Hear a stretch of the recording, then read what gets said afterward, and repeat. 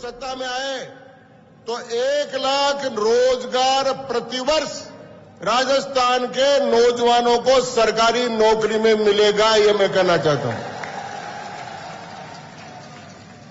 हमारे सामने बहुत समस्या है।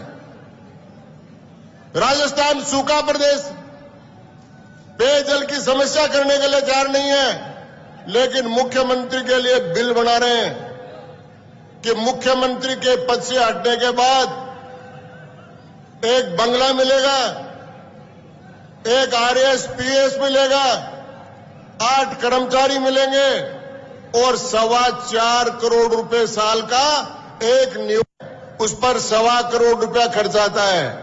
तो जीव तो आती तो लाख को और मरेड़ो आती 1.25 लाख को।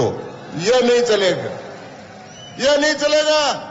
ये इस मुख्यमंत्री से और जो अन्य मुख्यमंत्री भी हैं जिन्होंने सरकारी बंगलों में कब्जा कर रखा है, उन लोगों को हम वापस उठा कर रहेंगे।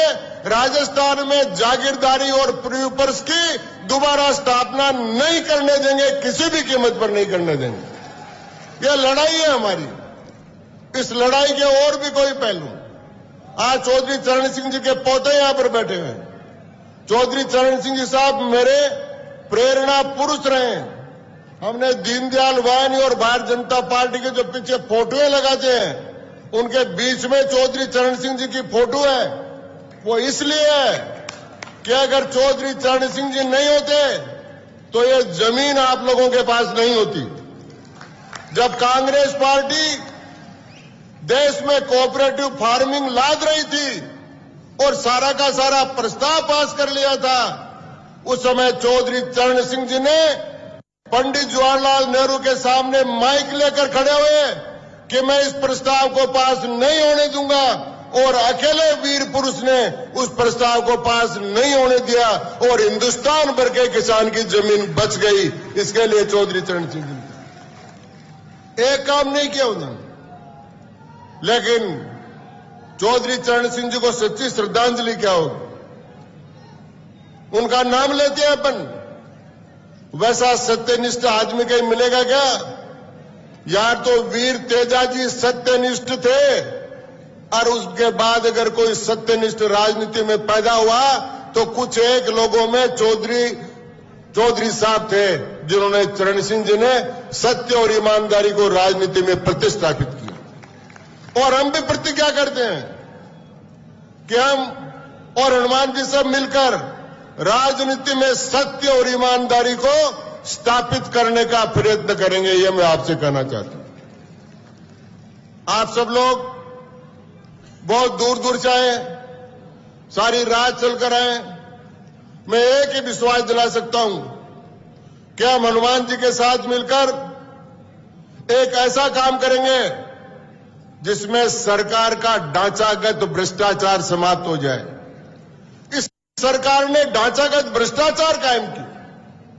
कोई सा दफ्तर नहीं है जहां पर बेईमानी के बिना काम होता हो। लूट कायम किया, लूट तंत्र कायम किया। अमित शाह आए, अमित शाह आकर बोले मेरा अंगद का पग है, मैं कह रहा हूं कि राजस्थान की मुख्यमंत्री वसुंधरा राजे बनेगी। मैंने कहा अमित शाह जी, अगर आपका अंगद का पग है तो लंका में जाकर रोपो। राजस्थान लंका नहीं है, वीरों की धरती है।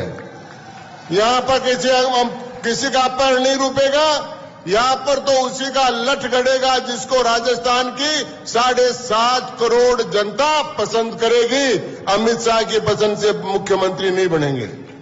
हमारी लड़ाई लोकतंत्र को बचाने की, सारी पार्टी को एक व्यक्ति की जेब में डाल दिया जिसके जेब ही नहीं।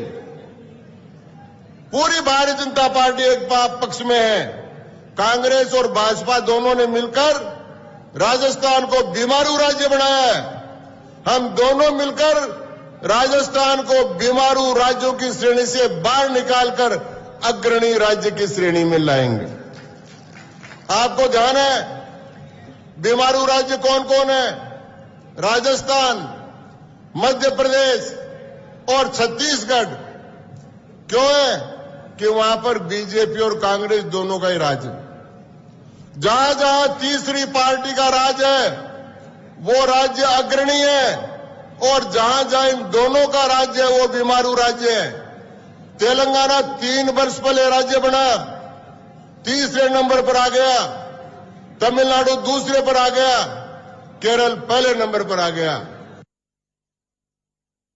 और हमने यह भी तय किया कि हम किसान की बात करने के साथ साथ वंचित वर्ग की भी बात करेंगे। हम ब्राह्मण, राजपूत, वैश्य, कायस्थ, SC, ST, OBC के आरक्षण को कायम रखते हुए इनके गरीबों को भी हम आरक्षण देने के पक्ष में हैं।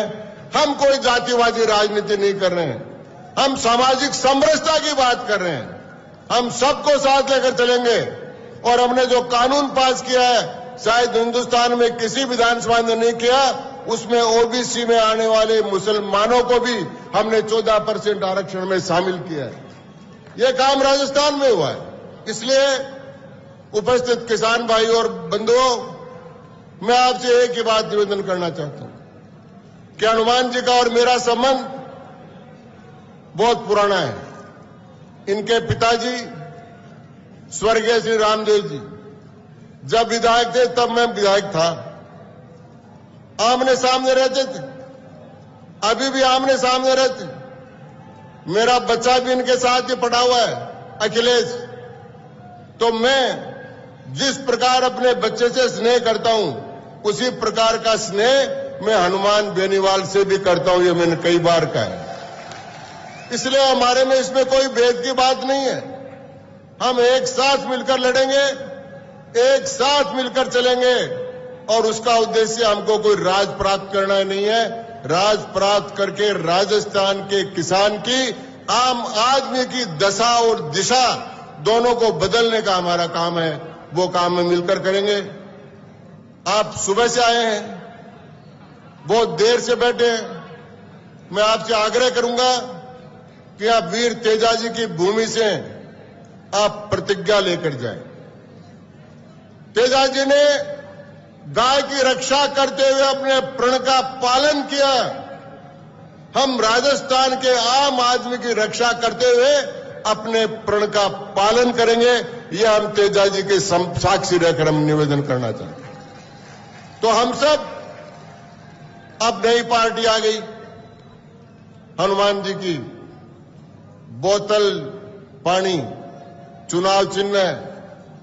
राजस्थान में पानी की कमी है, पानी की कमी को पूरी करेंगे और राजस्थान की खाली नदियों को और तालाबों को पानी से भरने का प्रयत्न करेंगे।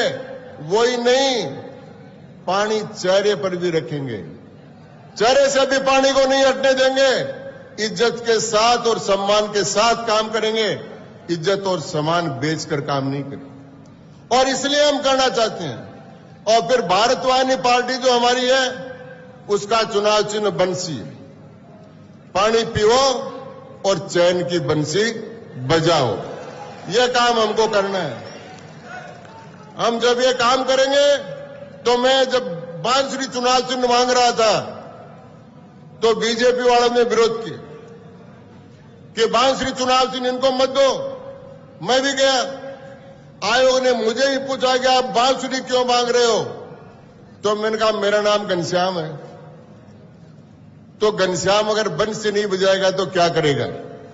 तो चुनाव आयोग ने मान लिया और बंसी चुनाव चिन्ह दे दिया। अब पानी की बोतल हमको मिल गई, तो बोतल और बंसी मिलेंगे, घनश्याम और हनुमान मिलेंगे, और बाकी जो हमारे सारे दल हैं, लोक दल है, समाजवादी पार्टी है, उनके सारे नेता जो यहां पर आए हुए हैं, उन सब का भी मैं सम्मान करता हूं। उनको भी साथ लेंगे, और भी जो आना चाहेंगे उनको साथ लेंगे।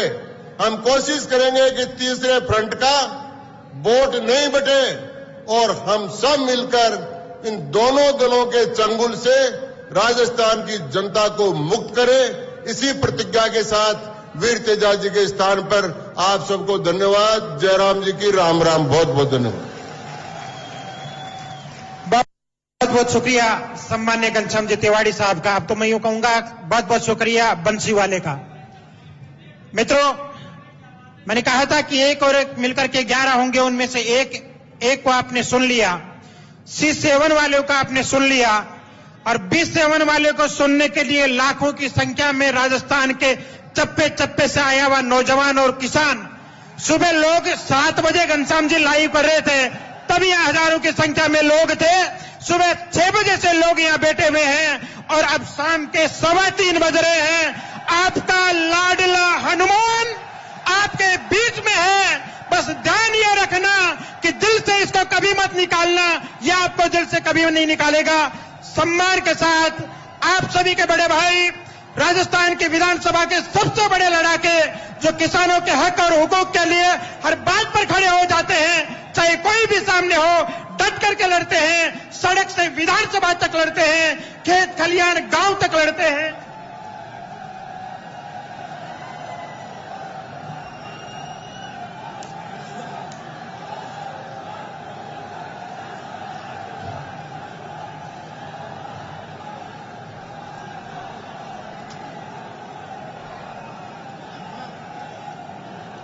अरे भाई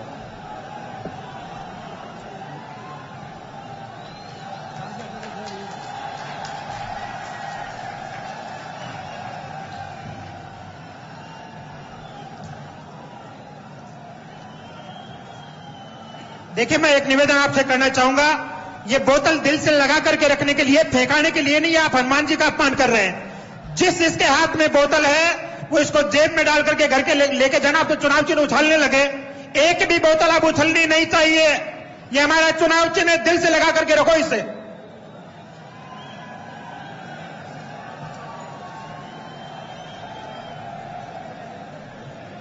सबसे पहले तो जयपुर की धरती पर आज लाखों लाख तादाद के अंदर आप लोग सुबह 10 बजे से 1,000 किलोमीटर दूर बाड़मेर से लेके धौलपुर और डूंगरपुर से लेके गंगानगर तक 36 कौम के किसान के बेटे, बुजुर्ग, माताएं, बहनें, और जिस जोश और खरोश के साथ कल आपने जयपुर के अंदर रोड शो करके टेलर दिखाया था, आज आपने पूरे दोनों पार्टियों को पिक्चर दिखा दी राजस्थान के अंदर। इसके लिए मैं मेरे नौजवान भाइयों का हृदय से आभार प्रकट करता हूं। बहुत बहुत आपको धन्यवाद। 2-3 जोरदार जयकारे आपको करने हैं। ये जयपुर गोविंद देव जी की धरती है, तो पहला जयकार आप करेंगे। जय बोले गोविंद देव जी भगवान की, जय बोले गजानन जी महाराज की, जय बोले वीर तेजा जी महाराज की, जय बोले राम साहब पीर की, जंबेश्वर भगवान की, बजरंग बली की, जसनाथ जी महाराज की, देवनारायण भगवान की। अब बचे हुए 33,000 करोड़ देवी देवताओं की। मुझे पिछले 1 महीने के अंदर इस राजस्थान के कोने कोने के अंदर जाके आप सबको आमंत्रण दिया, फिर भी कुछ जिलों के अंदर मैं व्यक्तिगत रूप से उपस्थित नहीं हो पाया। उसके बावजूद जो जोश और उत्साह मेरे छोटे भाइयों ने राजस्थान के अंदर दिखाया है, इसे देख के लग रहा है कि परिवर्तन तो निश्चित है। एक पार्टी तो तीसरे नंबर पर जाएगी, वो कांग्रेस जाएगी या भारतीय जनता पार्टी, ये 2-4 दिन के अंदर तय हो जाएगा।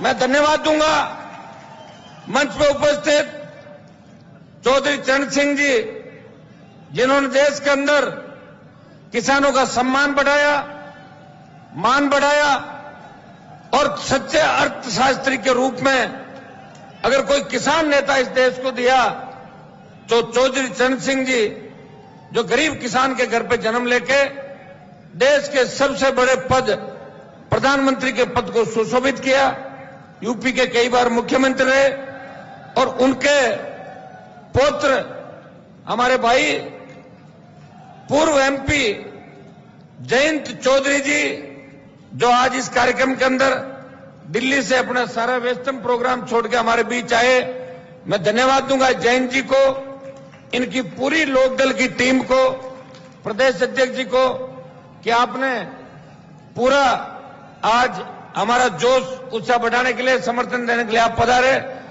और सबसे बड़ा धन्यवाद जो पूरे राजस्थान के